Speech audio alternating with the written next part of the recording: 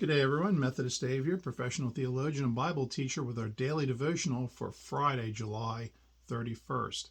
Summer is half over, but we've got a few more days left in August, and it can be hot and dry in August.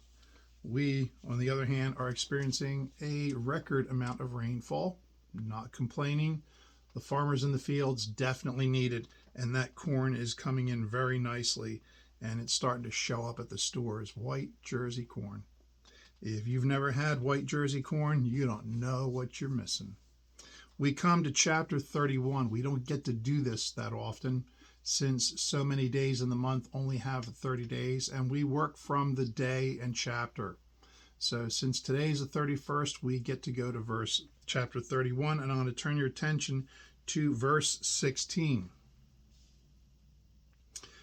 She considered a field and bought it. From her own income, she planted a vineyard. We've got a false notion of the way life was 3,000 years ago for women, that it was horrible, it was oppressive, it was miserable.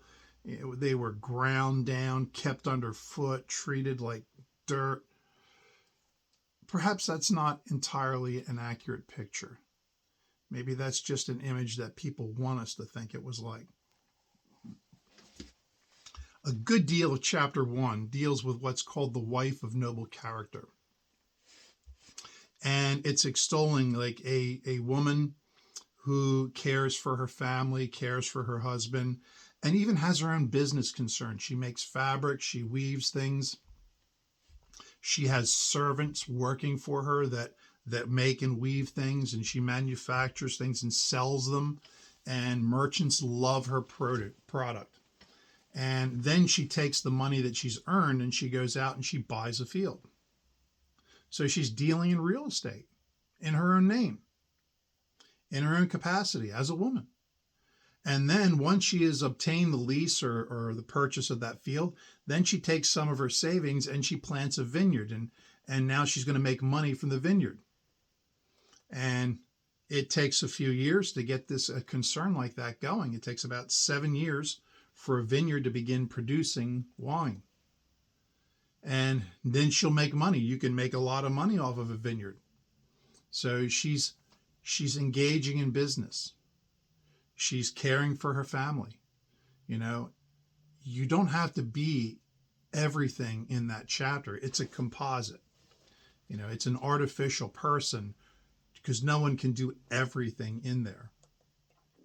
But it doesn't preclude you from doing more, from being your own person, from being a businesswoman, or being somebody who uses her own mind and makes her own decisions.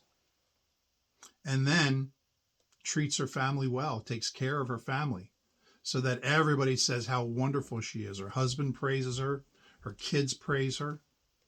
That's something to emulate. That's something to work towards and look forward to be the kind of person that people look up to. I think we have imagined in our culture that the only place for a woman to find fulfillment is in the business world. And I think we're seeing right now so many women finding that they are not finding fulfillment in the business world, that they are even more unhappy than they ever were. Because women are relationally oriented. Men are goal-driven, women are relationally oriented, and you get in a promotion and you close a deal, that's pretty good, but the deal doesn't say I love you. The deal doesn't validate your emotions. So I think we're seeing a lot of people experiencing a lot of anxiety because they're doing things that don't reward their nature, that don't reward their interests, their values. Something to think about. Some great advice from 3,000 years ago. Ladies, don't be afraid to be a boss lady. But also, don't forget about your family. If you've got a question about this or any other subject, drop me an email, methodistdave@gmail.com. I'll do my best to answer your questions. Please hit the like, share, and subscribe. And until tomorrow, please be good to each other.